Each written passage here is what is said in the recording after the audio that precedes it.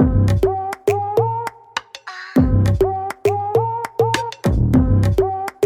I'm Tamika, the owner and founder of Heavenly Therapy Studio here in Orange County. And today we're going to be doing some jumbo box braids. We're just going to jump right on in. Basic to any style that you're going to be doing, you want to ensure that your parting is precise. The parting is what makes the style. So here you see we are getting everything going with the braid.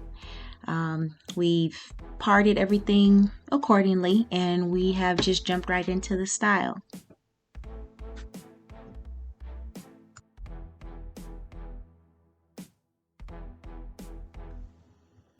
Another thing you want to take into consideration is once you move on up to the next layer of braids that you're going to do, you want to ensure what I call inset, that each braid insets between those gaps there from the two braids.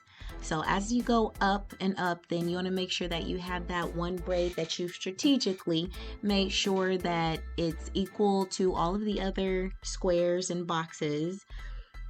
And you want to make sure that a braid sits in between there. Not only will that add fullness, especially with a hairstyle like the jumbo box braids you see here, but it'll also make it less scalpy, what a lot of my clients call it. It'll make it less scalpy, so you won't be able to see as much scalp.